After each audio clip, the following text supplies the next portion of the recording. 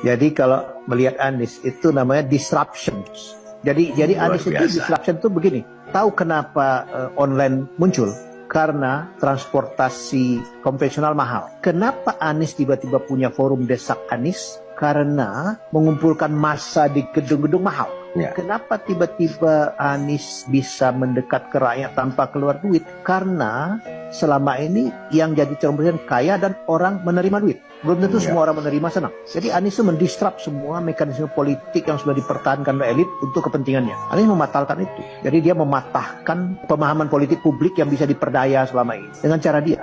Debat KPU nggak ada level buat Anies. Kenapa? Dia punya forum Desak Anies di pasar, di warung, di mana dihadapin. Nggak ada teksnya. Siapa yang sanggup menghadapi itu? Sejauh ini tidak ada kandidat lain yang sesanggup dia menghadapi pertanyaan cacian makian itu. Dia cool loh.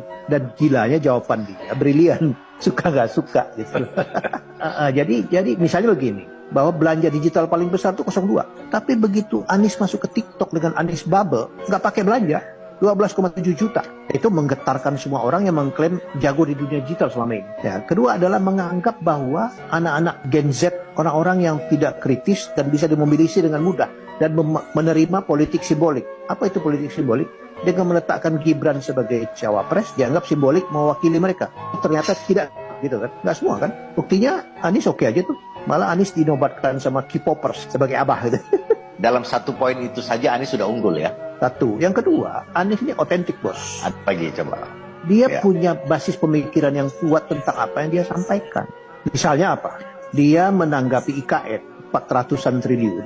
Terus dia mengatakan mengupgrade kota baru. Diketawakan kan? Ingat loh ya, tadi malam debat di Kadin, dia menyampaikan hal yang sama dengan elaborasi lebih jauh. Dan kalian happy. Jadi artinya apa? Rasional itu barang. Daripada kamu cemplungin duit ke hutan belantara nggak ada penduduknya 400 triliun, mending mengupgrade 10 kota masing-masing 40 triliun dan sudah ada marketnya. Investornya bisa masuk, kehidupannya bisa berkembang. Jadi apa yang dia omongan tuh bukan sekedar jawaban bersidak lidah karena ditanya. Dia punya basis pemikiran yang kuat tentang itu gitu. Otentik kan dia. Otentifikasi itu barang penting, bos. Karena menunjukkan bobot, menunjukkan konsistensi, menunjukkan arah yang dia mau tuju. Jadi buat saya integritas, kemampuan otentifikasi dan disruption-nya itu gabungan yang tidak bisa dengan mudah diikuti atau ditiru gitu. Sekarang Desa Anies itu kan forum otentik. Coba ada kandidat lain yang berani yang sama. Sampai hari ini nggak ada loh, tidak ada. Dan dia tidak pilih kota, dia tidak pilih protokoler juga. Di Solo Anies makan di sawah bersama ibu-ibu, makan nasi bungkus. Siapa yang sanggup